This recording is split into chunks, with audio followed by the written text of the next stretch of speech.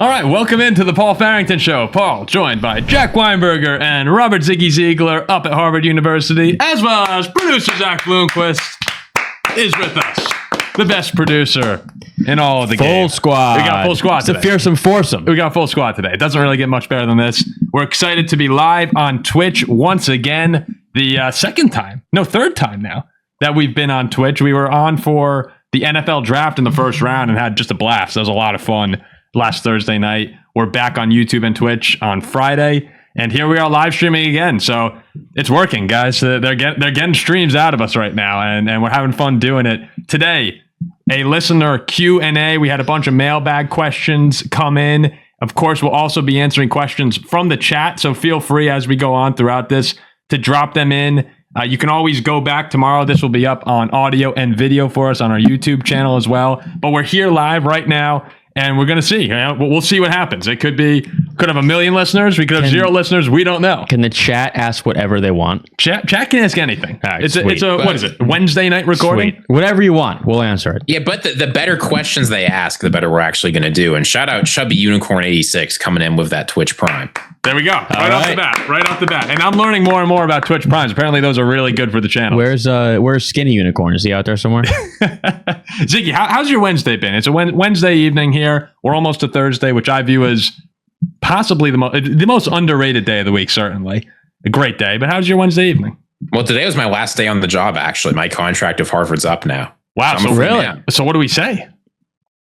Congratulations. I'm a free man. Congratulations. No, I'm still getting paid. What do I say when we intro the show now? Can I still say up at Harvard? Wait, so Ziggy, yeah, you can. Wait, so you're currently being paid to do nothing? That's Jack's dream. Been paid to do nothing all year. That's Jack's dream job. That's the best thing. That's amazing. Since May 14th, 2025, I have not had any job obligations, but I've been getting paid. That's the best ever. Wow. Is there a way to keep that up for the next 40 years? So you have been doing nothing, getting paid, and then in your spare time for your hobby, you hop on and talk football with your friends.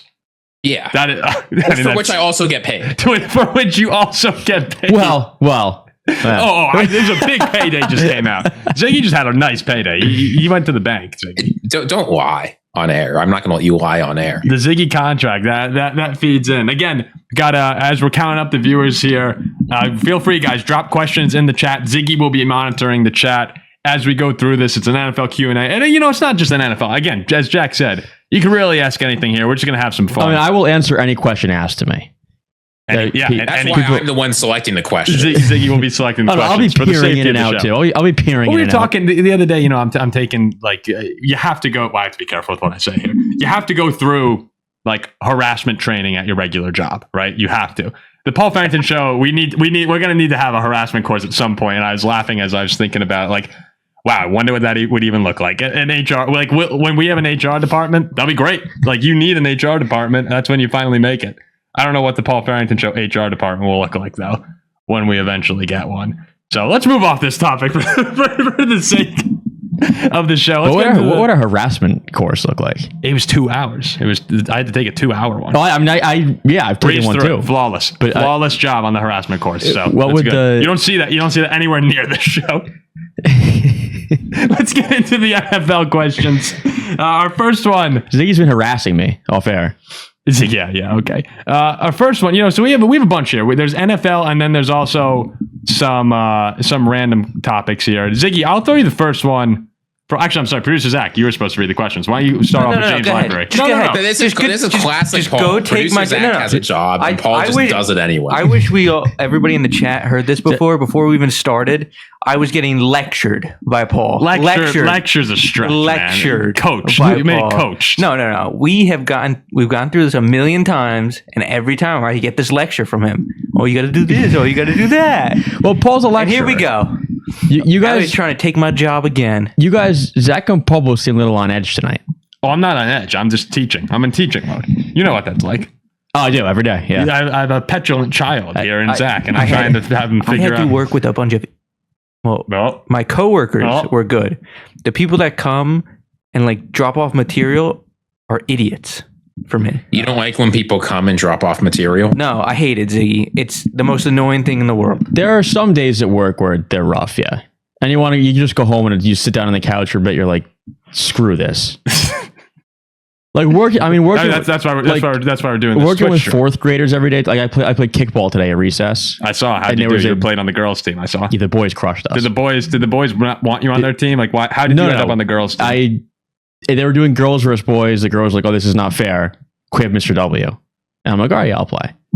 The boys weren't happy about it, but they killed us anyway. Yeah, I mean, we got crushed again. But it was fun. Why you guys don't just have my job? Why don't you just get paid and not have to work?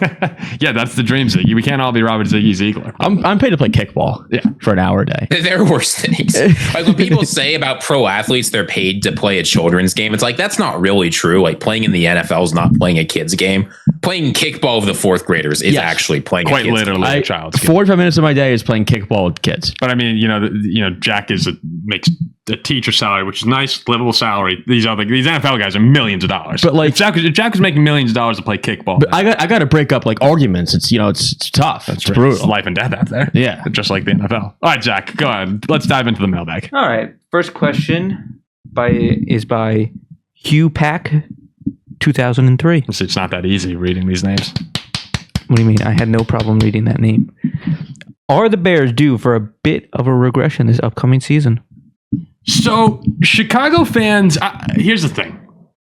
I'm very high on the Bears next season. I think they're going to be a better football team, if that makes sense, right? Caleb Williams should be better. Year 2 of Ben Johnson. You're hoping everything continues to ascend.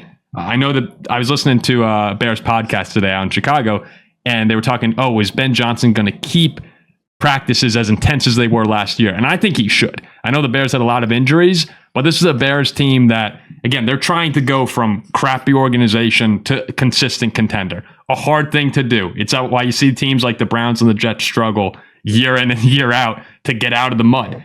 So I would keep the intensity that you had from last season and apply all that pressure. With that said, though, I think it's possible for teams to be better football teams and potentially have a worse record, right? The Bears had last season all the fourth quarter comebacks. Caleb led the league. Just think about even the playoff wins, right? Against Green Bay and the near win against the Rams with the Hail Mary. Luck seemed to be, for once, on the Chicago Bears side. With the first place schedule now, I do think that you'll probably see that even out a bit. The turnover margin should decrease from what it was, and maybe it won't. Like, there's a chance it doesn't. My guess is you see regression in the record of the Bears, maybe just by a game. Still probably a double-digit win team. But as far as how good the team is itself, I do think Caleb will be even better. Yeah, I mean, due for a regression is a funny term to me. Like, you were the 2 seed in the NFC, but it's not like you went out and you won 14, 15 games. Like, the Bears had they had 11 wins? Of course, the year the Vikings are 14-3, yes. Right? Or a wild. But like that's something that should be expected again. That's something the Bears should be able to do. I'm not saying number 2 seed, but to win 11 games and compete for NFC North, that's something the Bears should be able to accomplish. 100%. Like, for me, there's no reason they'd be due for regression. But what makes me nervous is teams in the past, I guess, like we've seen it in Houston, we've seen it in Washington with Daniels. Like, you never know. But there really is no reason that a Bears team, Caleb off a great year, should be expecting. Like, when I hear due for regression, I hear expecting regression. Yeah, well, I'm expecting regression. Go ahead. Ziggy. I don't think I am, but go ahead. Well, so there's 2 metrics, as Paul said. Will they have a better record? Absolutely not. The Bears are a victim of the fact that the Minnesota Vikings and the Detroit Lions both got way better this offseason. The Vikings, just in virtue of replacing JJ McHandoff / Max Brosmer with an NFL starting quarterback, and the Lions in virtue of the fact that the whole team's back. So that sucks for Chicago. They're not going to win the division. You can actually probably say the same thing for the Packers getting the team back. Well, right, but the difference is the Packers have been a consistently good football team, and the Bears had one luck-filled season. But didn't I Chicago actually think the Bears weren't terrible last year, but the Bears were a high variance team that got it done against a lot of bad teams and did not get it done against a lot of good teams. I'm expecting I think that Caleb Williams, you hope he improves, but you never really know. a lot of the negative plays got taken out last year, but a lot of the positive plays came in clutch fourth quarter situations. And I'm just not a believer that people can do that consistently over the course of a career. If Tom Brady couldn't, neither can anyone else. So, yeah, I'm not convinced on the Bears. I think they'll have a worse record. I think chances are the defense is going to be worse, which means I think they're going to be a worse team. I mean, that's fair enough. And I get what you're saying. Now, I don't think that they weren't bad against good competition last year. They beat Philly in Philly. That was the Black Friday game, I believe. It shocked a lot of people. They had the wins against Green Bay. And I get that they were fortunate wins, right? Onside kick recovery, the comeback in the playoffs. But hey, they went to overtime against the Rams. That's great. No, I mean, they were competitive. What should the ceiling, or what do you guys think the expectation is? If you're a Bears fan, what is the threshold for this was a successful season? Win the North again? The expectation is win the division. Yeah, win the division. But as far as the playoffs go, if they win the division, lose in the wild card round, that's probably a poor Bears season. fans will not be happy. Yeah, I think you got to get back to the divisional round at least. Yeah, well, yes, I would probably agree. But I think what the Bears did last year, and Bears fans, maybe they won't, but should admit that this is, it's part what Ziggy said, like Detroit missed the playoffs. They had 8 wins. I mean, it's a tough division. You came back and you won so many games late in the final few minutes. Did they have 7? I think they had 6 or 7 comebacks. Is that on purpose? Yeah, okay. All right. But following a season like that, and again, I think you can expect to win 10, 11 games and compete for a division. But to get back to a divisional round after how things really fell your way last year, I don't think it's a bad season if they don't. Like if they make a wild card round and lose, that's not a bad season for the Bears. Yeah, at least I don't think so. And of course, it depends on the way things play out. But if the goal should be to win the division, and that's what's kind of nuts is the goal for probably every NFC North team is win the division. Now, Chicago, the Vikings, it is. No, but it is. Like there's some unrealistic. That's crazy. Every NFC North team wants to win the division. Look, man, if you look at the Titans or you look at the Jets or, no offense, producer Zach or Masson, the Dolphins, right? Like if you said to a Dolphins fan, the expectation this year is to win the AFC East. They'd be like, I'd be like, hell yeah. Yeah, maybe a crazy Dolphins fan would say that. But if you're a realistic Dolphin fan, you'd go like, oh, how many drinks did you have over at Nick's on Hollywood Beach? Like, are you too many pina coladas today? The Bears, the Vikings, the Lions, and Packers, they can all say that. And for Chicago, something that we'll have to see as the year goes on, a lot of new pieces in the secondary. They didn't address defensive end at the draft. So you're counting on guys coming off major injuries in Dio Odenigbo, and you need you're kicking Shamar Turner out probably outside. He's coming off an ACL. You need Austin Booker to elevate at the end. So a lot of guys you need to play better football. A lot of guys coming off big injuries for a defense that already probably overexceeded expectations last year. I guess the long answer to that question, Zach, was yes, we all think there will be regression in Chicago. Is this still a team capable of going to an NFC Championship game? Absolutely. What we got next? I think you meant the short answer. Oh, maybe. Can I get a question from the Twitch chat? Yeah. Let's do it. Absolutely. Here's how it goes. We are not going to do this for every pick, but Paul, if you were GM of the Minnesota Vikings, who would you pick at each pick of the draft that just happened instead of what actually happened? Okay. Let's stick with the first couple of rounds. Okay. Who would you pick in the first round? Because I talked you out of the Caleb Banks pick pretty quickly. Yeah. So I think if I was in the Vikings draft room, knowing me, Jack, do you think I would I have caved and taken Mekhi Lemon? Would you have caved and taken Mekhi Lemon? He was still there at 18. Because I said the entirety of our lead up to the draft, I said the Vikings should go defensive tackle. It's the biggest need on the team. It's been a problem forever. And then Mekhi Lemon's on the board. I think that you've been saying for a while that you like the offense in Minnesota. Like you've been saying for a while that there's much bigger needs than I know, but when Mekhi Lemon was supposed to go to the Rams, when he slipped past and they took Ty Simpson, who Ziggy is in love with that pick. I mean, I actually don't hate that pick either. It got to the point where the Vikings are on the clock, and I was like, and Lemon's there. Lemon's there. Now in hindsight, right? They're going after Juwan Jennings. I'm happy with that, but in the moment, I can see a world where I'm just like, yeah, let's go. Like, all right, let's do it. In an ideal world, though, again, with the benefit. I just don't think that he would have. You think I'd hold I think true? he would have held off. I think it would have been great in the moment. Oh, sweet, Lemon fell. And the next day you wake up, it's like, oh, we didn't really address what we really needed. Here's how the draft would have looked if I were in charge.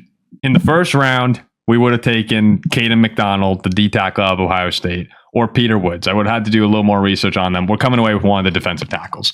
In the second round, we're walking away with Emmanuel McNeil-Warren, the safety out of Toledo. Someone that a lot of people thought could go in the first round, might even have gone to the Vikings in the first round at 18. I do think Harrison Smith will be back, but I like this guy. Long, versatile, right? Good against the run. Emmanuel McNeil-Warren in round 2. Round 3, of course, I'm taking Big Citrus. Of course, Big Citrus. Everyone loves the Big Citrus. Yes, that's a great pick. I'm sticking with him. At the end of the third round now, there's 2 picks. Here's what would have happened. Jennings Dunker. I would have found out that the Steelers were taking Jennings Dunker, and I would have traded up one spot, probably giving away a later round pick. Jennings Dunker would be on the team. The next pick would have been Jermod McCoy. I would have rolled the dice on him. I know the knee is totally gone. I would have rolled the dice. He went at the start of the 4th. So exactly. It's not like so this is the very, yeah. So our draft would have been, let's just call it Caden McDonald, Emmanuel McNeil-Warren, Big Citrus, Jennings Dunker, Jermod McCoy. And I think Vikings fans are walking away with that from that thrilled. It's an A+ draft right there. I mean, I'll say this. We have the benefit of hindsight, but if we know Big Citrus is there, I'm taking either Freeling, that tackle, or I'm probably taking Mekhi Lemon and saying F it. Yeah, that's true. You do that. To be your wide receiver 3. Yeah, but that's what it would have looked like. That's what it would have looked like for me. All right, producer Zach, back to the mailbag. Keep rattling them off. And again, in the Twitch stream, guys, let us know. And by the way, if you're enjoying the show so far, throw us that follow on Twitch. Ziggy, what subscription merchant right here? Well, Twitch Prime. Yeah, we haven't gotten any more Twitch Primes, but if you're watching and you've got a Twitch Prime subscription, you're giving money to Jeff Bezos. You can give it to us instead. Doesn't cost you a dime. And if you're on YouTube, please like, please comment, please subscribe as we're chasing down. We're so close to 30K. It's actually unbelievable how close it is. Pretty ridiculous. Who do you think has more money, us 4 combined or Jeff Bezos? Jeff. Us 4 combined. It's close, I think right? the 4 of us combined could block Jeff Bezos. I'd love to see one of those. You guys ever watch? There's a famous reel where it's the Rams room and it has Stafford, Devontae Adams, McVay, all the guys, and it shows the money they're making per second, pretty much. Yes. If you put Jeff Bezos in this room with us, you see like, maybe I'm going up like tick, tick, tick. And he's like, boom, boom, boom, boom, boom, boom, boom. Yeah. I've seen that. You want to know what's absolutely crazy is Jeff Bezos, if he could somehow convert his net worth into money, is worth more than all 32 NFL franchises combined. Oh, it's unbelievable. Jeff Bezos could just buy the NFL. Yeah, I mean, hey man, throw us a studio. Like let's get a studio. So the $5 you're giving Jeff Bezos a month, do you want it to go to him or do you want it to go to us? We already know. Oh, that's a no-brainer. All right, producer Zach, what we got? John Schmidt, 6271. Is that the Highlands basketball coach? No idea. As a Vikings fan, if you could steal, I guess it's supposed to say one quarterback from one other NFC North team for the 26th season, which is Zach, have a little like life in this. My God, this is can you read the question? What is going on? Some enthusiasm. Oh, it's about the Vikings. There's nothing enthusiastic. You're picking the questions. I said free range here, and you're like, oh, we're going to go. You can do what you want, man. Oh, I didn't know I had that much free range. Find a non-Vikings question. A non-Vikings question? Poor John Schmidt. Well, I consider answer 10 Vikings questions in a row. That's brutal for John Schmidt. I know. Too bad for John Schmidt. We'll answer Schmidt's question later in the show. Okay, all right. We'll go back to Schmidt. Don't worry, Schmidt. Schmidt's bookmarked. All right, producer Zach. All right. Read a question. Don't come at me. I was reading a question. Then go, let's read a different question. Okay, you know what? I'll do a question. No. What is going on here? What is going on here? What teams in Pittsburgh's division worry you the most? I hate that I respect Pittsburgh as a Packers fan. I hope you and Rodgers get together. Would love to be in the Super Bowl next year. Same. Zach gets the next question. What was the question? It was AFC North? Yeah, who concerns you the most in the AFC North? No, I think they all stink. Nobody. Cincinnati with Joe Burrow healthy. Absolutely. Nothing. Baltimore not worried about a comeback year for Lamar. No. They shore up the offensive line a little bit. No, Baltimore to me, I think we're better than Baltimore. Cleveland's a pit of doom, but Joe Burrow coming back healthy So Makes me Deshaun nervous. Watson's going to be starting in Cleveland, right? That's what it. I've been saying this for months. I mean, I and think no one Shador's. believed me. I think Shador's better than Deshaun Watson. So Yeah, I was surprised to see that they're going back to the well. I don't know. I guess the goal in Cleveland.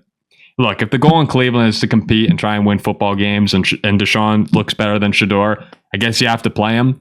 To me, though, if I'm running the Browns right now, who's the coach? Who came over from Baltimore?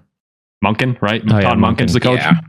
If I'm Monken, like we've seen this Watson story so many times. I mean, just we're repeating this cycle of like he comes in, he's horrible for most of the games, has a little flash in the pan, gets injured. I just let Shador go. If he goes up in flames, which a lot of people think he will, then you could go to Watson. Like I would just give Shador the chance here. He also he probably won't work. but Shador won a couple games last year. Yeah, right? Like, I mean, he was okay. He was okay. I would just to me when you sort of know the commodity that you have in Deshaun Watson, I'd rather take that swing with Shador, even if it's a swing that's probably going to strike out fairly quickly. But if Shador can't beat Deshaun Watson, who hasn't played football in 2 years and has torn the same Achilles tendon twice, that's on Shador. Yeah, that's a good point. I mean, they can do what they want, Cleveland. But now with Jennings, Dunker on our O-line. Well, Jennings Dunker Blocking again. for Aaron. Guys, you gotta if you haven't watched this guy, go watch clips of Jennings Dunker throwing bales of hay in Iowa. Aaron Rodgers will not touch the field this year. He won't get sacked. Bull. He won't get sacked. No, Jennings Dunker could probably guard all five. And now we got Pittman 2, wide receiver 2. This division is Pittsburgh or Cincinnati. It's going to flip flop all year with those two teams. Gun to my head, I'm taking Baltimore, but that's just a pick you make. All right, producer Zach, a little redemption. Can he With some read? enthusiasm. Yeah, sounds With fun. some enthusiasm. Bryce WD23. With the Packers bringing in a new special teams coordinator and drafting the top kicker in the class, do you think their special teams unit has a chance to improve and avoid costing them multiple games this season? Cam Accord, Top kicker in the class. The Packers did draft a field goal kicker. They got the best guy. Cam Accord, the new special teams coordinator for the Packers. Not going to lie to you guys, I know nothing about Cam Accord, and I would be a little concerned with this football show if I did know a lot about Cam Accord. But you can't get Here's worse. the good news, Paul. Here's the good news. You don't need to know a thing about Cam Accord because it doesn't matter. Here's what matters for Green Bay's special teams. Are they willing to roster players who actually play special teams? Sky Moore, if he makes the roster, he plays special teams. Nick Neiman, Chris Brooks, like players who are going to only have much of a role on special teams. Historically, the Packers don't roster any of those guys, and this is why the special teams suck. Well, and you look back to what's the key special teams moment last year? You could probably name two of them. It's obviously the onside kick in Chicago, where Romeo Doubs botched the kick, and remember Andy Herman talking about the discomfort of Doubs in that situation. It's like it's just he clearly was not comfortable in that situation. Fielding that kick. Yeah, because Green Bay does this every year. They put nobodies out on special teams, and then when it counts, they bring in their good players. Yeah, and which means they don't have reps. Well, they can't get any worse. All I remember is McManus just shanking field goals. McManus was shanking kicks, and remember the week after they have a field goal blocked in Cleveland for the win. Next week they have an extra point blocked in Dallas. Clearly no adjustments there. Meanwhile, you look over in Chicago, the Bears special teams unit. Now we want to talk about fortunate wins for Chicago.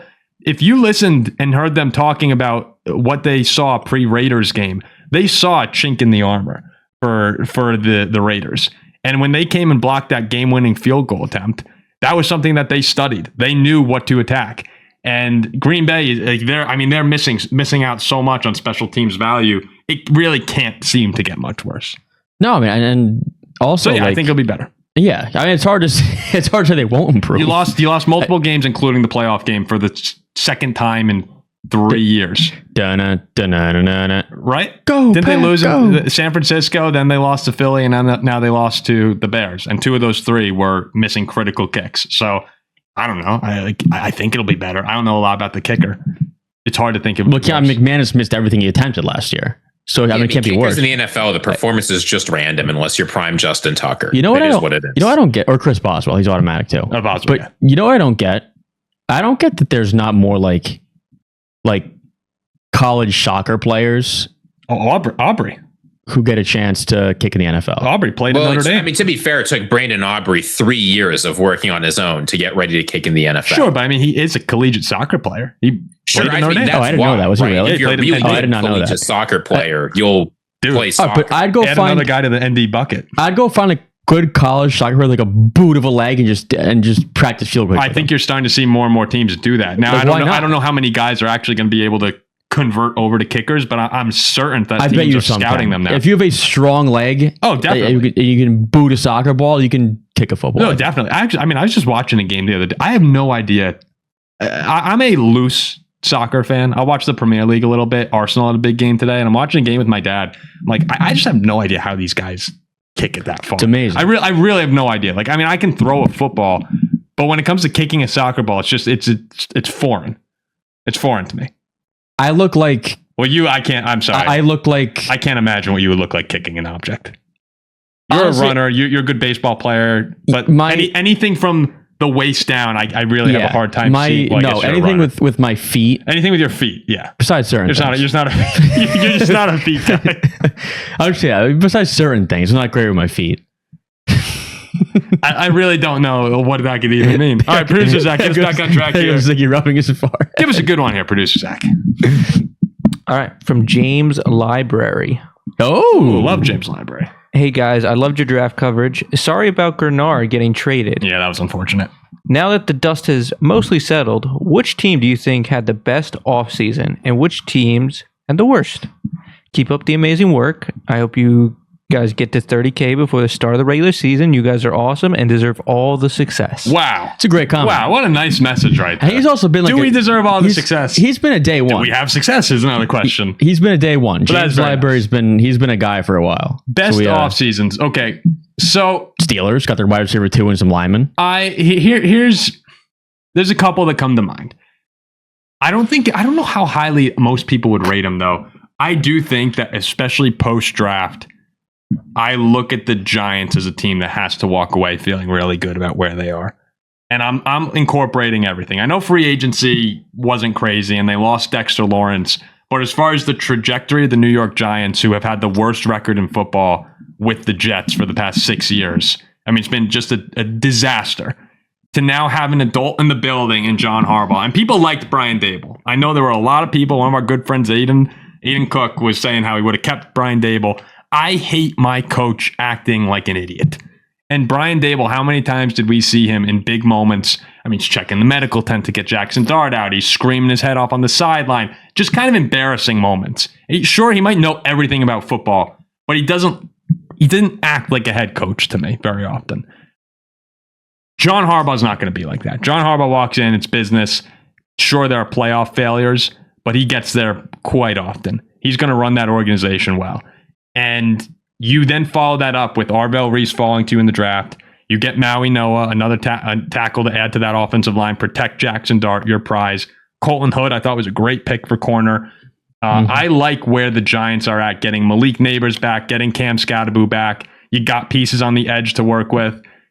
That's a team that maybe it's not next year, but if things break right with Jackson Dart, they will be very competitive very quickly. Yeah, I think the Giants. I'm gonna double down and say they're going to the playoffs next year. You've been all over them. I was dead wrong last year, but this is the year they're going to do it.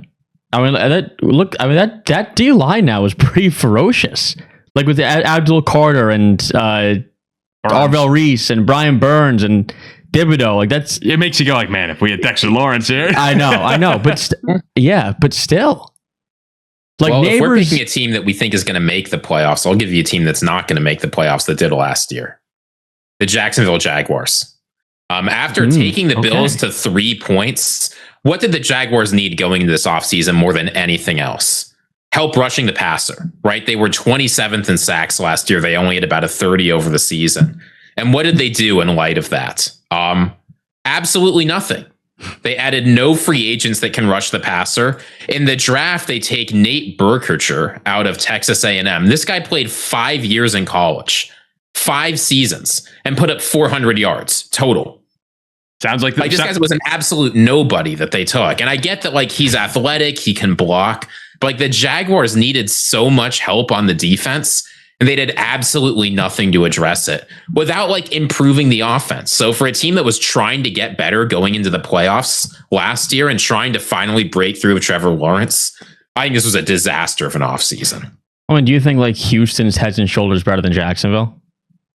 I think Jacksonville was lucky to make the playoffs last year in a weak AFC South. I think they're going to go from winning division to the third best team. Houston's better than them, and Indianapolis with a healthy Daniel Jones is better than them.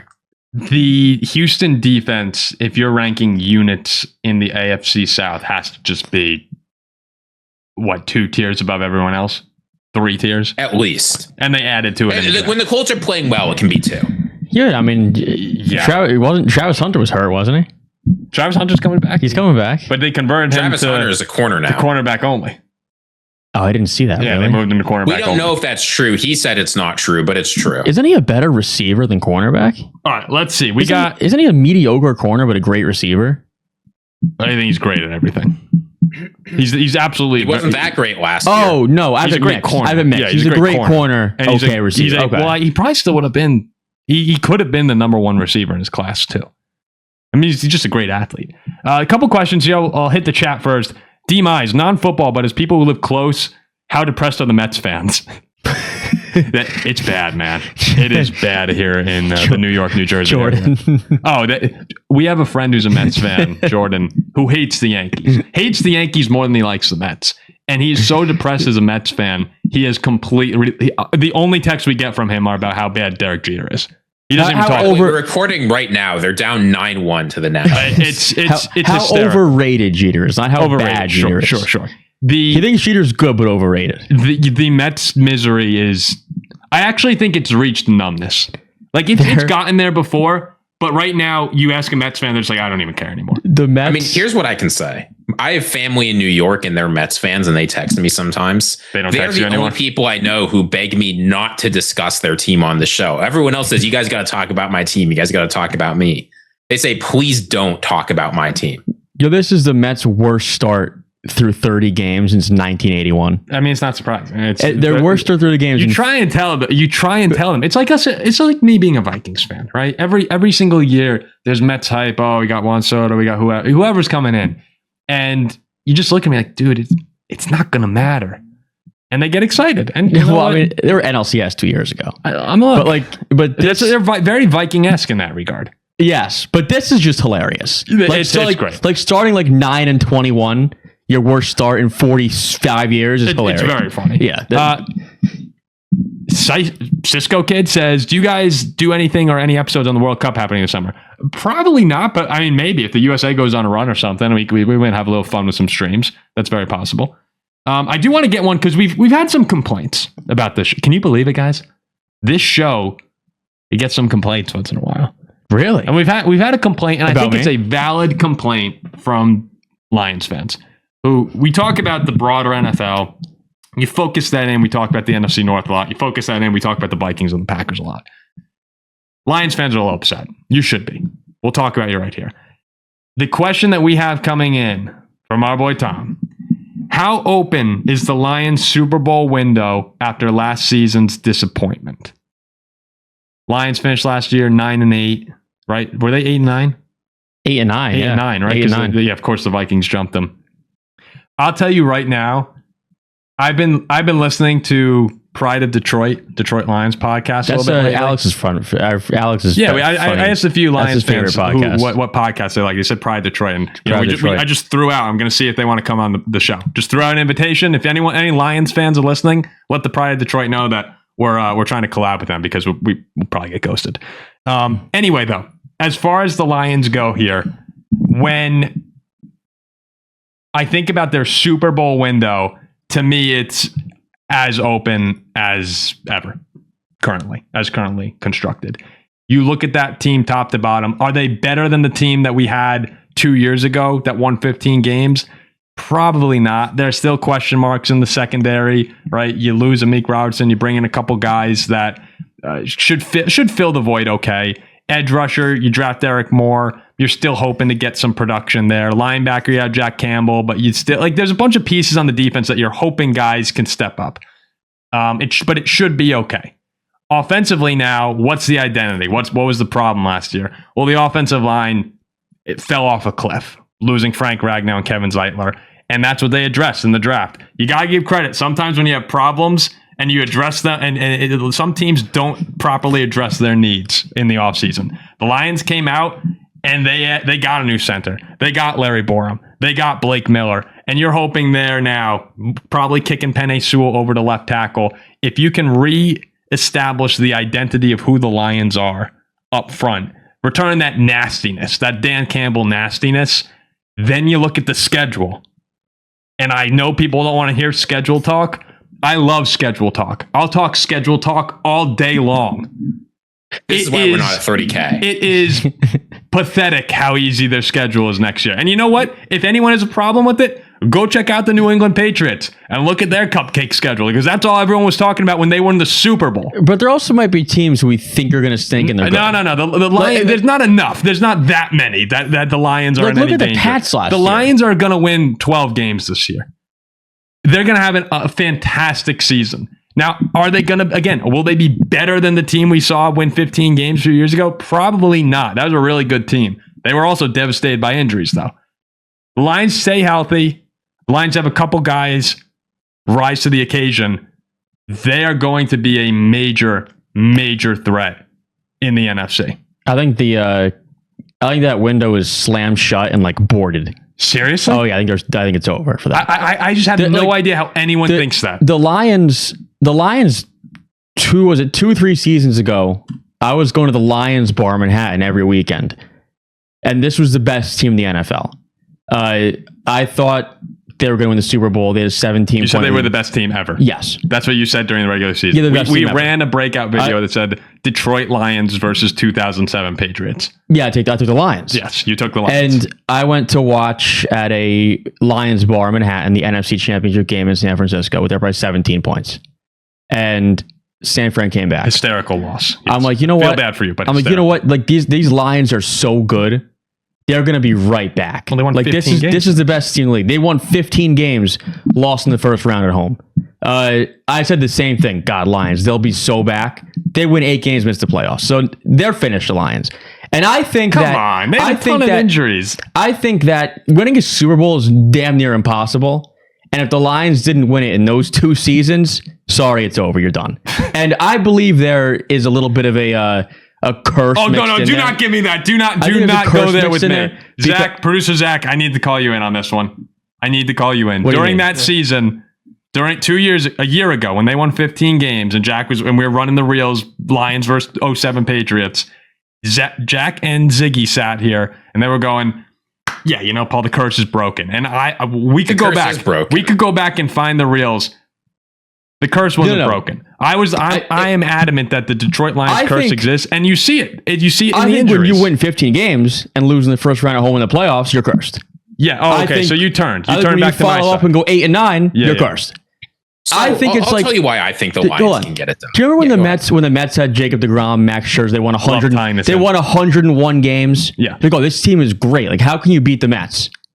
It's the Mets, the Lions. There's teams that are bad things that are cursed. Bad things happen. So to me, Detroit's window is closed and boarded shut. If Detroit had stayed healthy, the 15-win year, their defense is healthy, they probably win the Super Bowl. I'm going to make people upset. It's a hard conversation to have.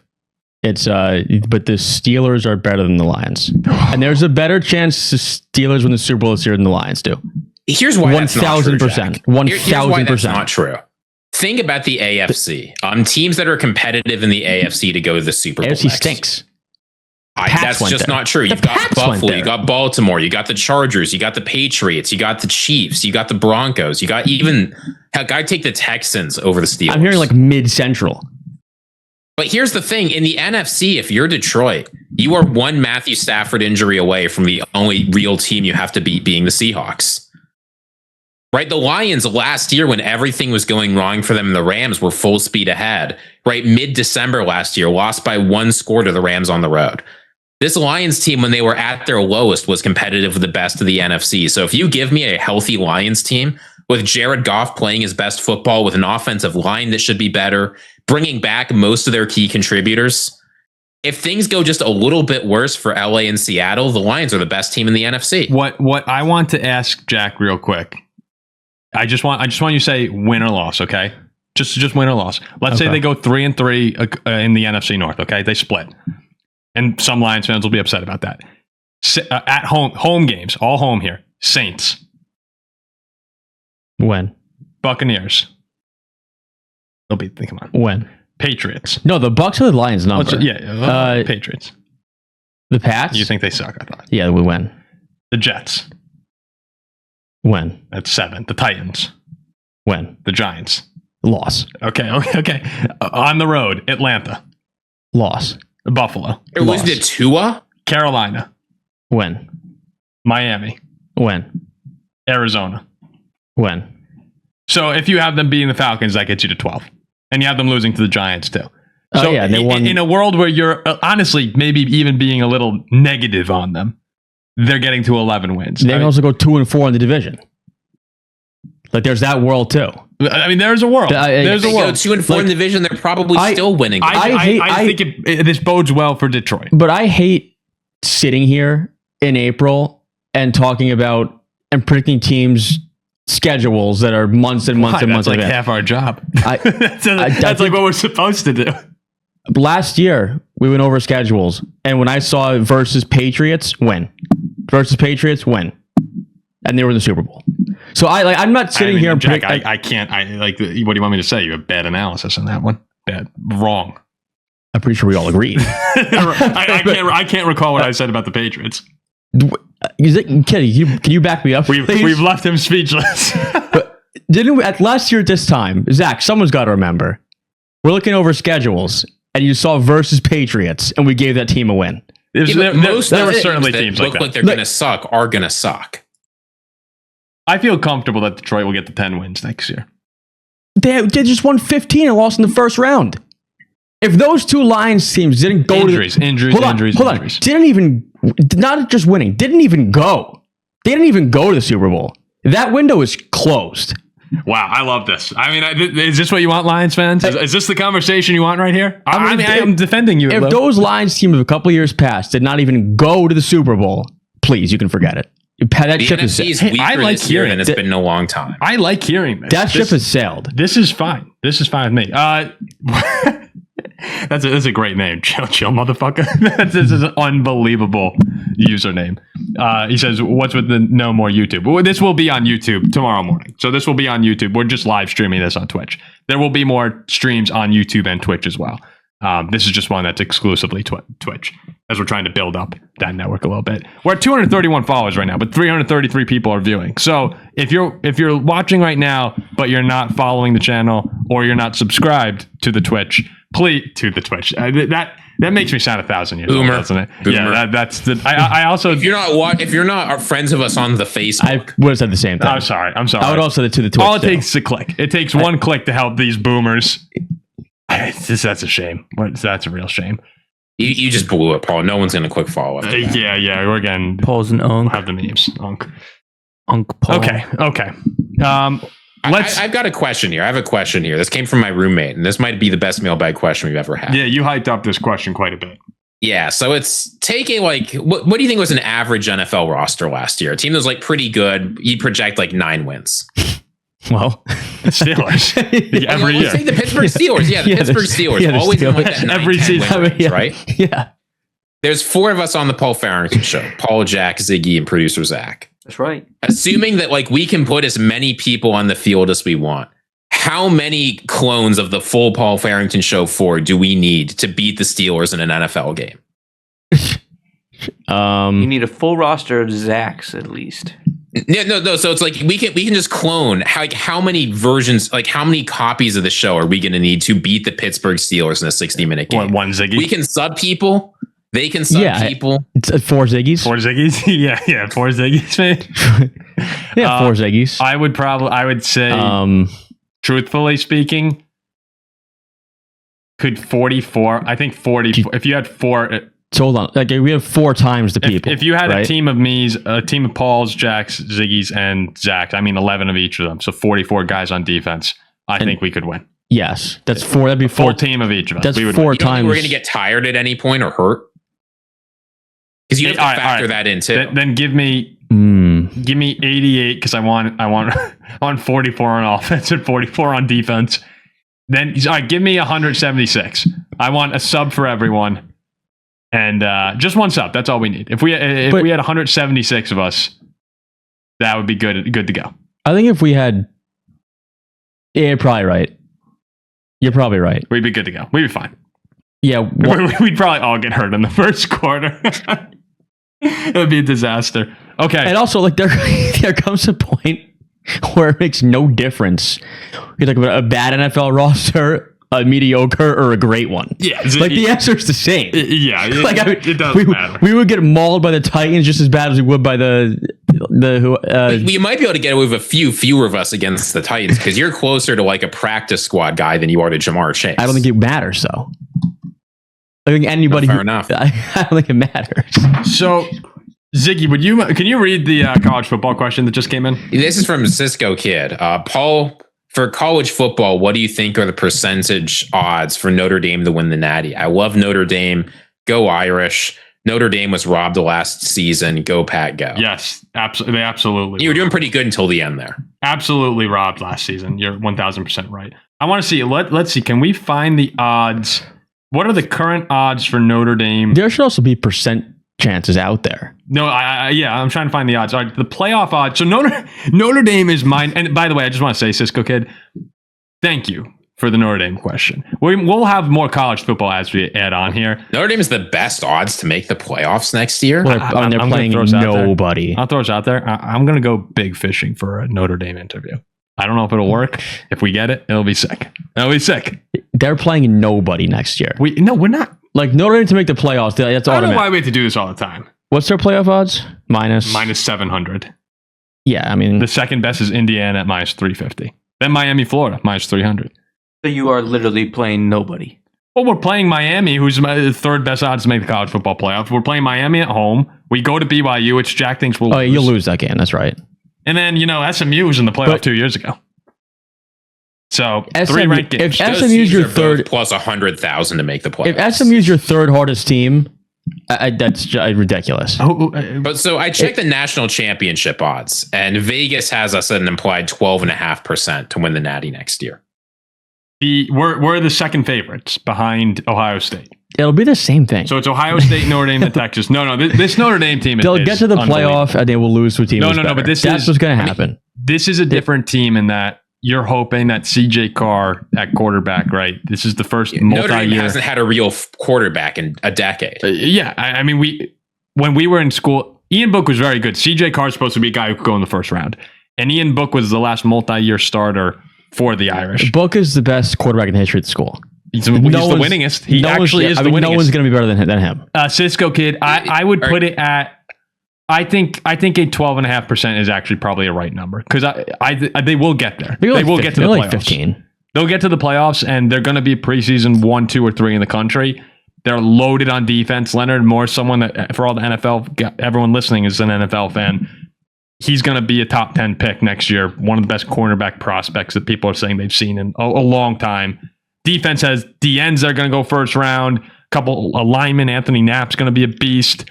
Ohio State transfers at receivers. Yeah, we had to steal from Ohio State. I actually forgot about that. Aeneas Williams is going to be an awesome running back. This team it's ready to go. So I think 12.5%. You want to hear a crazy number, though? Yeah. This is just something I saw today. The 2021 Georgia Bulldogs had 45 players from that team get drafted. Yeah, that's just unbelievable. That's just unbelievable. Like that's a full 22 times 2 plus a specialist. Yeah, that's that team won the Natty 65-0, right? Is that team? Yeah, and they won back-to-back Natties. Yeah. So I mean, Jack, can you retract that Ian Book's the best quarterback at Notre Dame nonsense? No. Ooh, Pretzel says, based on the draft results and the landing spots, who are your top 5 dynasty rookie picks for this year? Easy.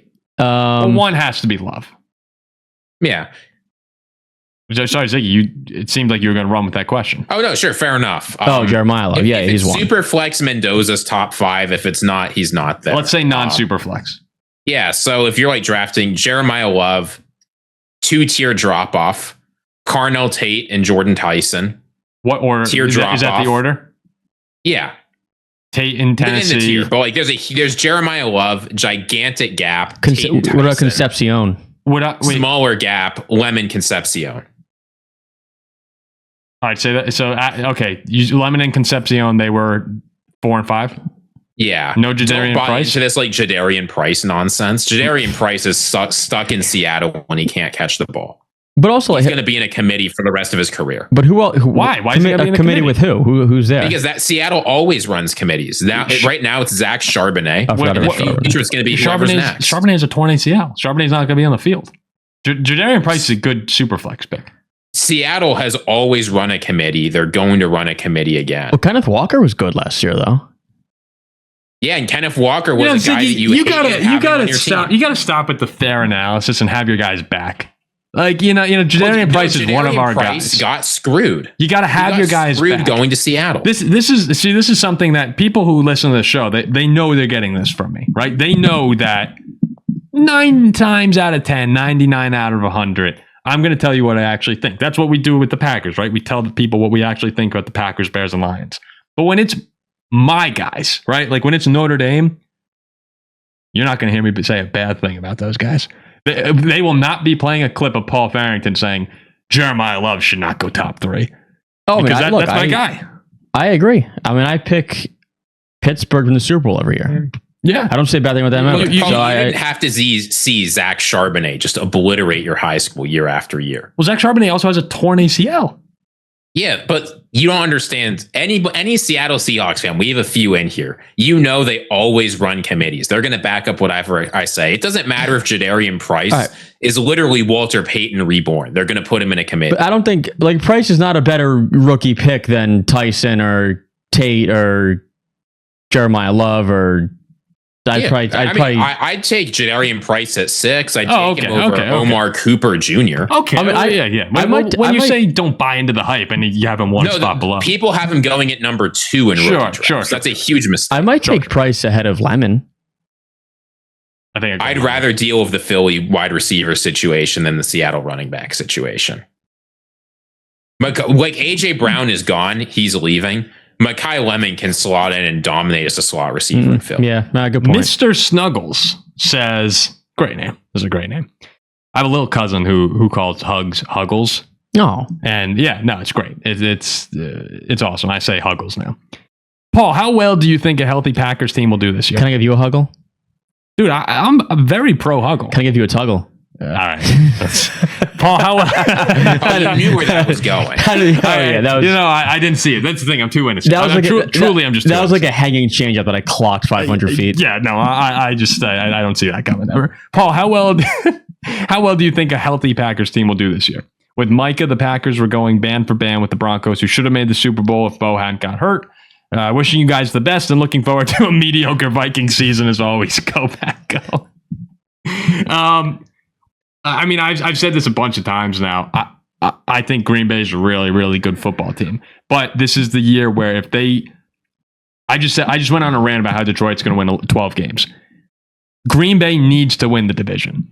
It has to happen. I know that Detroit had a 15-win year. I know last year Jordan got hurt a little bit and the Bears had these miracle wins. They upset you at the end of the season. But Green Bay, throughout this Jordan Love time, they've made the playoffs each year. They've been the 7th seed each year. If they are the 7th seed again, there comes a point where you just have to go, all right, maybe this is who they are. But maybe this is who the Packers are with this iteration. And it could change. There's a chance that the following year, you have your season. But I believe in them to be a very, very competitive NFC team, a big time threat. Well, I mean, if I'm not a huge schedule person, but if you're going to sit here and say Detroit's winning 13 games and the schedule stinks, what if the Packers win 12? I mean, that's a very good year with Detroit had an easy schedule, 113. But if it comes down to them losing to Detroit at the end of the year or something like that, like last season, they had a chance against Chicago. They could have beat the Bears, right? They could have beat the Bears in Chicago. They would have then beat the Vikings probably last week of the season. The Packers had an opportunity to win the division. What if they end up splitting with the Lions 1-1 and lose out by a game? 12 wins, 11 wins? Yeah, something like that. 13-12. Well, then I'm probably going to say like, all right, that 11 wins is like a wild card season. I mean, it could win the division, but it's closer to being a good wild card team. So I think if the Lions, if that schedule, how it looks, does pan out to be that easy, and they have a season almost like you did a couple years back and win 13 games, I don't know if you can fault the Packers for winning that division. There's certain worlds where, yes, if the Lions win 14 games or whatever, the Packers win 13 the way it happened with the Vikings, it's like, okay, that's kind of tough. But you know what? They're going to need to win the division at some point. But everyone else has won it. Like the Vikings had their year. The Lions had their year. The Bears have had their year. And Green Bay's getting Kraft back. They're getting Micah back. I think they'll be really, really good. And no one wants to see them in the playoffs. I mean, Kraft was their best receiver. They lost him halfway through the year. To me, like they just need to, you beat Carolina last year. Beat Cleveland, who was horrible. Their consistency has been an issue for 2 years now? Really 3, I guess, because you could even call the Jordan Love first season a consistency issue. What was the Packers' record last year? They were 9-8, or the Packers? They won 10 games. Oh, 10-7. Yeah. Right. So wow. So if you do beat the Browns and Panthers, well, they were 9-7-1. That's right. 9-7-1. Yeah. Right. Okay. But like the Dallas, they were crushing Dallas. They could have beat Carolina. They could have beat Cleveland. They should have beat Chicago. They lost to the Vikings last week because they rested all their starters. I mean, you could name a game, and it's like, Green Bay could have won. I mean, I think that Kraft coming back is ginormous. Oh, it's huge. They're really good. Yeah, they're really good. Hunter Hess says sports bar appetizer draft. Oh, that'd be a great draft. No. Sports bar appetizer joint power rankings. That would be an awesome. I mean, we could run it. We could run it right now. We should run that at the end. That should be the last thing we do. We'll end with that. Sports bar appetizer. Oh man, that's a good joint one. Power rankings. I think that's a better candidate for the joint power ranking than the draft. Yeah, because we'll mess that. Can like beer count as appetizers? Or just appetizers? No, food? Appetizers are food. Just food. All right. And let's make a rule. Are we gonna say like no Googling just off the dome? No Googling. Yeah, but like be realistic about what counts as a sports appetizer food. Yeah, we'll be realistic here, right? Like, I just need to think. I don't know off the top of my head. That's why we're pushing it to the end. I got a couple. Let that ruminate while we hit a few more. Okay, I'll let that ruminate a little bit. Let it fester. So here's another question that I have coming in from Daniel. Daniel says, "Who is the most underrated team in the NFL next season?" That's a good one. Take your time. Think about it. Yeah, let me think about that. It's a good question. That's a good question. And please, in the chat, let us know who you think. Do we mean underrated by the public here? There's an easy answer to that one. Yeah, let's say by the public. Let's not go by the sports book if that's what you're... Easy. The San Francisco 49ers. Oh, boy. Really? Are they? So here's the thing. The 49ers... they were incredibly injured last year. They had 20 sacks as an entire team because Nick Bosa was out, Michael Williams was out, George Kittle was hurt all the time, Ricky Pearsall was hurt all the time. Brock Purdy was hurt for a lot of the season. I don't love the way they approach the draft, but a lot of people seem to be thinking that the 49ers are some like random team that's probably not going to go very far. With almost everything going wrong, the 49ers are one game away from the NFC Championship. This team is going to be good next year. They were good last year. I mean, they got housed. They got housed by the Seahawks. Yeah, because at that point, the entire team was on IR. Yeah, no, it's true. I don't know if they're being underrated, though. I think a lot of people think the 49ers are close to an average team, and they're going to be, at worst, the third best team in the NFC. So, you're saying people view them more as a wild card threat rather than a legit NFC contender? Yeah. They would win. I'll tell you this right now. If they weren't in the NFC West, they would win their division 100%. And in the NFC West, they still have a decent chance. Most underrated team, the Broncos, for sure. AFC number 1 seed, third best division odds this year. Why? I would have thought the Broncos were the most overrated team. If you ask anybody in the world who is winning the AFC West in 2026, not one says the Broncos. Why? Yeah, because they're not. They won it. They were the number one. I guess this is the point right here. The Raiders are going to be better. I'll tell you what, Jack. The Raiders will be better than the Broncos. This is what I'm talking about. The number 1 seed in the AFC. I would rather have Fernando Mendoza and what the Raiders have built over the Broncos. You just answered my question. For the future or for specifically next year? I think the Broncos will be better. Paul, you said that you're honest 99% of the time. I'm honest 99% of the time. You're answering my question for me. Sean Payton enters the picture. Yeah, well, we don't like Sean Payton.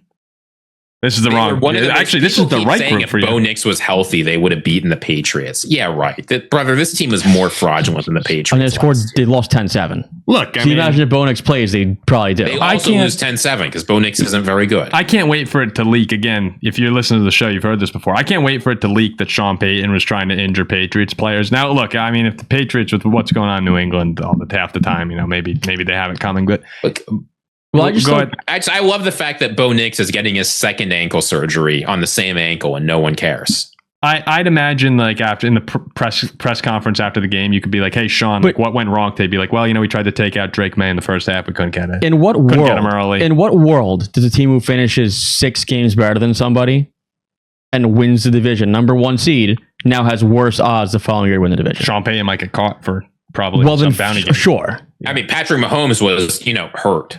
I think Mahomes is. I think he's old and shot. You've been down on the Chiefs. For 2 years. I think the Chiefs are done. Now, one of those years they went to the Super Bowl and won 15 games, but last year you improved. Correct? That was the Patriots. The Chiefs were the Pats of that last year. Yay! Yes. I don't know. The Pats were blowing out. We got to get this in the chat. S Guesser 21 says the Dolphins are the most underrated team, and they're making the 7th seed. Yeah, I mean, look, it's what is he on edibles or I don't know? Is he drugs? Was he drunk? I mean, I love it. I love the take, but I mean, it's. Let's try to picture the world. Okay, like if Malik is solid enough, then all they have is the worst offense and the worst defense in the NFL. Yeah, I can't see the world. I mean, the AFC 7 is usually up for grabs. You know who it is. You know what the right answer to this question is. Are the Dolphins that much worse than like the Chargers? Yes, considerably. I think the Chargers stink. Is there a single position? I can't believe we have teams like the Chargers? Saints that exist, and we're just going off on the Dolphins. Saints might be deep. People think that the Saints are a playoff team. Yeah, they're delusional. Listen, Zach, the Dolphins last year, again, the article came out. Reporter said the Lions in practice, it was the biggest ass whooping they've ever seen. Dolphins are probably overrated. And that might be true. That means what, 0-17? Hey, I'm rooting for the Dolphins. If the Dolphins do well, then that's great. But I'll tell you guys, the actual answer, and people aren't going to be happy that I'm saying this, the actual answer is the Vikings. The Vikings are the most underrated team. Oh, don't make this about yourself. No, that's You're the making it correct about answer. yourself. They're by far the most underrated team because when you've given Kevin O'Connell a stable quarterback, they've won 13 games and they've won 14 games in the 2 years. The defense has gotten even better. Well, we'll see with Grenard. You don't have a but stable quarterback. The defense improved at defensive tackle. You don't have a stable quarterback. It all comes down to Kyler. I think Kyler's going to have a solid season. The offensive line should be healthier with O'Neal and Darrisaw. You don't have a stable quarterback. Well, I like Kyler Murray. I think Kyler Murray is a solid quarterback. He'll be hurt come week 2. Was thrown out to dry in Arizona.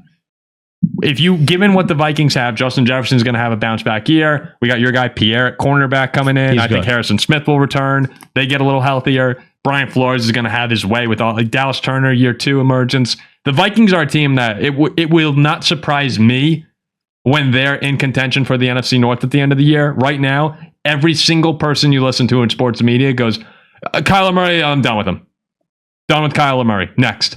And that to me is a big mistake. There's a reason for that. It's not very good. So a lot of people say about Sam Darnold too. It's going to be worse next year, though, which will hurt us a lot. It might be worse. It might not. I mean, we should improve at defensive tackle. We should improve at corner. I think Sam Darnold stunk. I just think he had JJ and then we got Smith and Jigba. Well, I think Kyler's getting JJ. I think he kind of still stinks. Kyler's getting JJ. The Vikings is the right answer there. Okay, we have one more question and then the draft. Okay, you guys ready? Is Jordan Love most likely to overtake Matthew Stafford as the best quarterback in the NFC next season? No. Now, here's the question. Is he most likely to be the guy to take over? Is there another quarterback that would take over for Matthew Stafford? I'll give you two guys who are more likely to take over without leaving the NFC West. Come on, dude. Jalen Hurts. Brock Purdy is already better than Jordan Love. No. Darnold might be by the end of the year. Who would take over? Because Brock Purdy's already better than Jordan Love, he's going to be the guy who takes over as the best quarterback in the NFC next year. Okay. Paul, you can have your a priori belief that Brock Purdy just can't be the best quarterback in the NFL because he was selected near the end of the draft. It's not. It has nothing to do with it. That has nothing to do with it. That has nothing to do with it. That's the only reason you don't think Brock Purdy's a top 5 quarterback is because of his draft pick. if you flip, Sorry, he was picked in the 7th round. if you flip Jordan Love and Brock Purdy, every 49er fan feels better. Every Packer fan feels worse. Well, yeah, until they see them play. And then the Packers fans realize, wait a second, we're actually going to win the division for once with Brock Purdy. Oh, and yeah. 49ers fans go, because great, Jordan Love. Because when the 49ers had some injury problems, Brock Purdy rose to the occasion and made them a playoff He sure did contender. last year when they were 7-2 with him. McCaffrey was there. You have McCaffrey, you're okay. I like Brock Purdy again. He should be expected to do well on a team with no offensive line, no running backs, Brock and Purdy's no a wide good receivers Brock, or tight ends. Brock Purdy's a good quarterback. Being 7-2 of the most injured team in the NFL. Brock Purdy is a 12 to 16 quarterback in the NFL. That's an above There's average. just no basis for that other than his draft slot. You don't like him because he's a 7th round pick? Yeah, I hate Brock Purdy because he was the last pick in the draft. That's exactly why. That's a shame. I think it's the correct question with Jordan Love. If I had to pick one guy next year, it would be him, and the other guy I'd consider would be Caleb. Actually, could Caleb? How about Jordan Love puts together a full good season once, and then we can talk. Sure, but Jordan Love, of everyone else in the NFC, you're looking at Dak. I think it'd be Sam Darnold. You're looking at Dak. You're looking at Darnold. I mean, Darnold had an up and down year. Darnold went to the Super Bowl. With that defense was unbelievable. He was great in the NFC Championship game. But Sam Darnold was solid last year. He was not as good as he was with Minnesota the year before. It was Darnold much worse than Stafford? Caleb is ascending very quickly, and Love has just been awesome when he's on the field most of the time. I think that if you're picking anyone in the NFC to say, okay, who's going to be the next best QB in this conference, because Stafford's clearly one. Jordan Love checks most of the boxes. I think he'd be the guy I'd roll with. I might take Baker over Love. You could go Dak. What about Baker? Baker fell off too hard at the end of the year. Dak's not a bad one. But Dak's been on and off between unbelievable year and irrelevancy. I mean, Love's been on and off too. No, Love has been, but I think, again, Love, this is year 4 now where he's starting. When all the guys were healthy too last year. Love hasn't really, showed me he's a $55 million quarterback. Since the end of 2023. He's shown he can play great football. I don't know, man. I don't want people to think I hate Jordan Love. Since the end of 2023. Since the end of 2023, I do not think he has shown me that. I thought in Chicago last year in that playoff game when he was coming back from injury, he had 3 to 4 touchdowns and 300 yards. He was unbelievable. That to me was I am arguably the best quarterback in this conference. But I think somebody who we're saying can be the best quarterback in the conference and can jump Stafford and is making almost $60 million should be doing that more consistently. Yeah, I think consistency is the health issue. is a problem. I understand that. The Packers giving up 21 points in the fourth quarter to Chicago last year. And that didn't help. Jane Reed catches the football. You give up fewer points if your offense does anything other than 3 and outs. The thing is, Love doesn't have that that dogness in him that Jalen Hurts has. Okay, I don't want to hear Jalen Hurts enter. But some quarterbacks have a certain level of all right, I will do anything to win. I'm a dog. Jalen Hurts is who Paul thinks Brock Purdy is. The conversation to me is between Jordan Love, Caleb Williams, and Dak Prescott. Do you think Caleb has that dog? And Darnold's hovering in there, but I don't think he'll ever be the best quarterback in the conference. But Sam's awesome. Who do you think has that dog? Because that's the answer. I refuse to lose. I'm going to win. Love doesn't have that dog. I don't know if there's anyone in the NFC who has that. Hurts. Matthew Stafford kind of has that. Stafford has it too. A little bit of Stafford. Yeah, Stafford has it too. But he lost. But I don't think Love has that. He lost. I think Jordan Love... Stafford had the one great year. I don't think Love has that. Sorry, not one great year. The one winning year, right? Do you think Love has that dog? I don't think he does. This year, he's got to show it. So, yeah, so far he has not. Because, Mahomes... But not a lot of people have that. Mahomes has it. I think more do than you think. Who? Mahomes, certainly. I think Josh Allen has it. Just not as much as Mahomes? Is that... Mahomes, you can't say Josh Allen doesn't have it. Mahomes had it. He doesn't have it anymore. I mean... Mahomes had it. Last year, man, the Josh against Denver was tough to watch. Aaron Rodgers has that dog in him. I mean, there's only really one answer who has the dog in him, and that's Baker Mayfield. But yes, he does too. He's like a chihuahua. That's the difference. But he's got more. He's got more. What are you talking about? But he's got more of a dog in him than Jordan Love does, I think. This has to be like one of the worst topics. No. It's kind of entertaining, but it's also horrible. If I had to say Baker Mayfield has the most dog, have you ever seen him play? Oh no, he's a dog.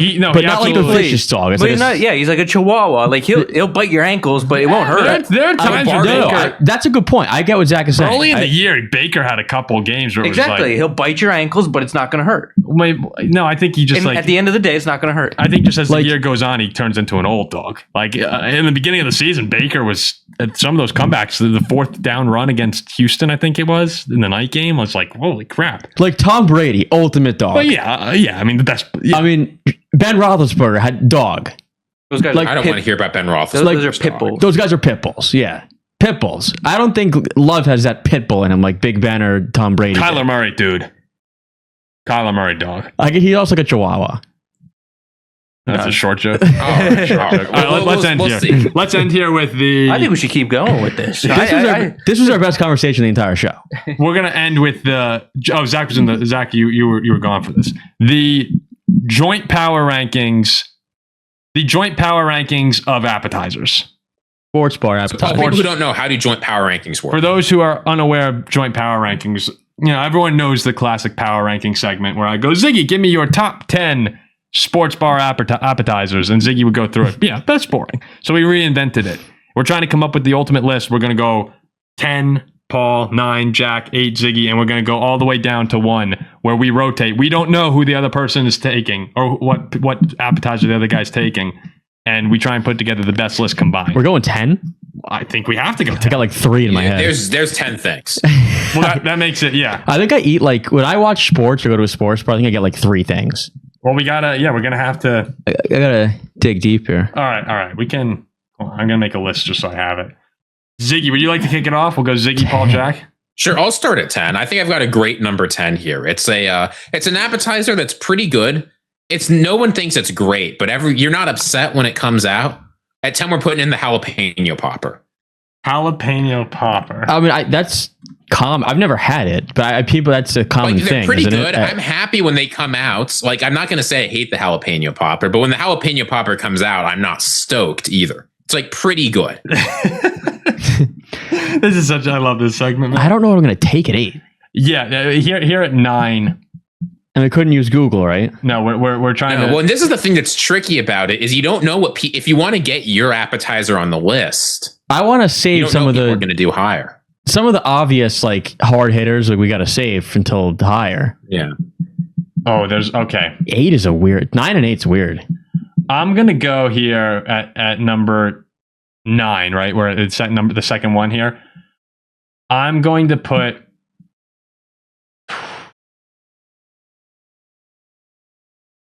Hold on, it might be too low for this one. It might be. Go for it, Paul. I have no clue what I'm taking at 8. At 9, I'm gonna put spinach artichoke dip. With when you have like pita crackers with it. I think that's something that comes out. And Zach, I don't think I know one person that has had that during a sporting event. I love the spinach artichoke. No, spinach artichoke dip. I've never had it. Spinach artichoke dip. This is appetizers for a sporting event. If you go to, there are lots of sports bars that will have like the spinach artichoke dip. That's I think just bars have them in general. That's a crazy appetizer. People order the spinach artichoke dip, man, and it comes out and you're like, it's a bad order. But then you have a bite, you're like, actually, that's pretty good. But you never think to order it yourself. So I'm gonna put the spinach artichoke dip at 9. That's crazy. Jack.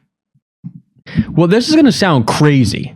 Like everyone's gonna be like, what? But like something I've had, which I count as like an appetizer. But I don't know if you could find it at like a sports bar. This is the list. It's like something that I'd find, like that I would eat watching a game in my house. Go ahead. Dog shit. Oh. No. That explains your takes, Jack. You are what you eat. A hummus dish. Jeez. A hummus dish. What are these takes? All right, that's also the fact that spinach dip is going crazy in the chat that people like it that much. Or artichoke dip is awesome. Is insane. Dude, I'm telling you, we're filling up with hummus. No, I thought 9 might be too low. You ever have like the peppers and veggies? So veggies and hummus is coming in at 8. Yeah, veggies and hummus. Yes. All right. like hummus in the middle. You know what I'm talking about? You Yeah, got like I know exactly what you're talking about. That's a horrible answer. Look, I love hummus. I've got some great like black garbanzo beans that make a nice hummus. Oh. Eight your top 10 is ridiculous. We're all upset about this. There's also like only 3 or 4 really good. Jack is in mid-season power ranking form. Yeah. Okay. Go ahead. Hummus and vegetables are good. At number eight. That was 8. I was 8. Flavor-wise, taste-wise, this deserves to be higher. But the logistics just bring this down on the power rankings. At 8, we're putting in nachos. Oh, I was going to put that at 7. I like the nacho. Yep. The nacho's a good appetizer, but Wasn't it's that just messy. 8? It's hard to share. That was 7. 7. Yeah, that was 7. That was 7. Yeah, excuse me, it's 7. Yeah, the nacho's going in at 7. Look, we all like nachos, but the logistical challenges of the nacho just stop it from being truly elite. Yeah, and you know what? Nachos is good. I'm going to follow you up here with another one that's a little overrated. Zach's going to be really upset about this. I'm going to put the onion ring here at number 6. Can we change it to 7. blooming onion ring? I like a blooming. Is a blooming onion? Is that a? I like a blooming onion. It's the same only thing. serve But that at Outback Steakhouse. Onion rings are good. I also like. I think I like blooming onion more than onion rings.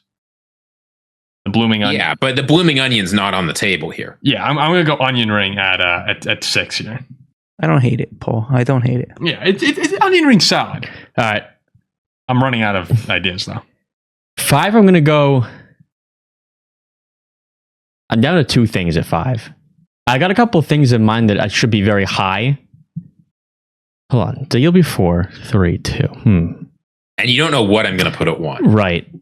Oh, Ziggy at 1 is Okay. You of 1 is dangerous. All right. I'm going to go pigs in a blanket at number 5.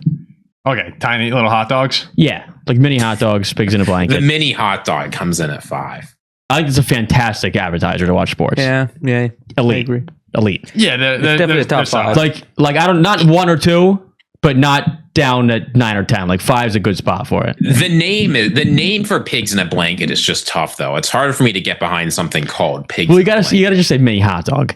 You gotta say mini hot dog. You can't. But you didn't. You said pigs in a blanket. Well, that's what they're called. All right, Ziggy, take us to 4.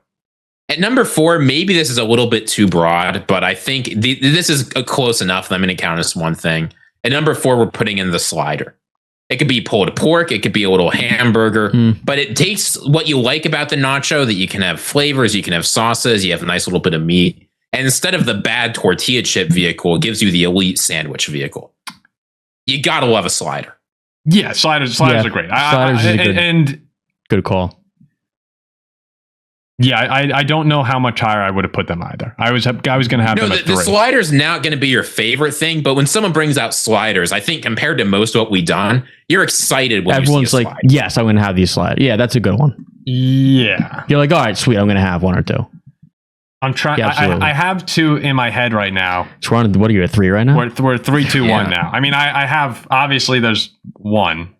Yeah. For me, but I don't know if Ziggy's going to put it there. That's the problem. Your 1 is probably my 1. I have some weird tastes. We have the same one. We absolutely have the same one. Yes. We've ordered it here a lot. Yeah. Let me just run through my head real quick if there's another. I think of like some. Oh. Can you count like, you know what? An app? I don't think it's an app. Zach, I need a call on mac and cheese. Not really an app, right? That's a side. Are chicken fingers? No, but mac and cheese bites. I'm not really a mac and Dry cheese mac bites and cheese guy. bites. Okay, fair enough. You know, I'm gonna put chips and salsa, chips and guac. Seems a little high for 3. That's high. Yeah, it's high for 3. I love You're chips locked and salsa. in. That's what you put there, but that just feels a little bit. I mean, I'm a big chips and salsa guy. That's high for 3. What can I make it chips and salsa guac queso? Can I make it chips and salsa guac queso? You know, chips and dip, sure. or is artichoke dip? I feel like artichoke dip is separate. You're really hitting the dips hard. Yeah. Okay. All right. Go ahead. Oh, I'll tell you, something that I think is top 3 is now probably gonna have to be left out unless Jack clutches up here. Me too. Because I still have my top 3 left, and 1's gonna be out.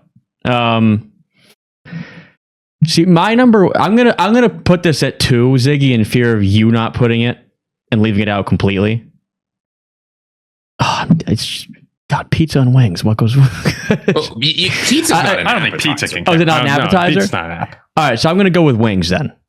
Wings is my number one. To save us. Yes, but I'm putting it at 2 because I was afraid Ziggy won't take it at 1. So I'm going to put Wings. I would have taken Wings at 1, but I'm thrilled that you did this because now the true number 1 he says that can now. go in. He says that now. Yeah. No, the Wings were for sure number 1. But they don't actually belong number 1 because the sauce conundrum just stops them from being the true best for me. Like, you get it on your hands, you have to have a napkin, you have to go wash your hands. Like, it's a whole mess. I love sauce. What about boneless wings? Chicken nuggets? What? So, no, you like the bone. Should I be honest here or should I pander to the audience? You should be honest. No, be honest. What would your number 1 be? Because if I were pandering to the audience, I mean, we're a Packers podcast. Cheese curds could go in at number 1. But the cheese curd is not number 1. You know what the number 1 best appetizer is that if someone brings it out, I'm going to be beyond thrilled. Chicken fingers. I will be like celebrating, jumping for joy. It's doesn't have any cheese in it. It's not the mozzarella stick. People think it's the mozzarella stick. The mozzarella stick's the most overrated thing of all time. Wait, do you know what it is? No. Wait. What, are you going to say pretzel bites or something? No, it's not the pretzel. The pretzel's good. Oh, cheese and crackers. It's the fried pickle. I like fried pickles. I love fried pickles. People forget about them, but when you see it come out and you have it for the first time, the fried pickle is absolutely unbelievable. I am thrilled when the fried pickle comes out. I'm jumping for joy, especially you mix that with like a little spicy mayonnaise or like a hot sauce. Oh, spicy mayo is good. Spicy. Yeah, the spicy mayo is good. I love the spicy fried mayo. So cheese curds, mozzarella sticks, soft pretzels. Where would chicken fingers go? Where do you think? I don't think they... Is that an appetizer? Does that count? Or is that like more of like an entree type thing? I don't think they count. That's an appetizer. I might have just saved this draft of fried pickles at 1. Yeah, I actually don't think we did a terrible job, but I'm sad the pretzel's not there. Soft pretzels and mozzarella sticks should really be in. Mozzarella should be in there. But they just slipped my mind. I royally messed up at number 8. Number 8, I messed up. I should have put yes. Hummus is. We don't even have to ask who the worst pick is. You can let us know in the comments. Listen, we all know it's the hummus pick. But people out there they'll be my guys in my corner. There will be. All right, but I should have put like the list, Paul, one more time. What do we have? So 10-1, we had jalapeno poppers, spinach artichoke dip at 9, veggies and hummus at 8, nachos at 7, onion rings 6, mini hot dogs 5, sliders at 4. Chips and salsa at 3, wings 2, fried pickles 1. Cry bad all you want, but that's the list. That's what we had. That's what we had in the moment. Let us know who did the best, who did the worst. We have a request, Ziggy. Ziggy, take your shirt off. Take your shirt off. All right. Well, I would, but Cisco Kid 2 said that the fried pickles make him get up and leave. So just for that, I'm not going to. We'll wrap it up there. Thanks, everyone, for tuning in. We were live for about an hour and 20 minutes or so. Sorry, I have to read this and then we can go. Pistol Perk. Jack saying a hummus is like when you ranked the Steelers first after week 16 last year. Remember to comment, and subscribe to the YouTube if you're watching this a little late. We're going to do more Twitch live streams. We'll have more live streams in general coming up. Appreciate everyone for tuning in. And leave a comment how you enjoyed the show and what your favorite sports bar appetizer is. See you soon.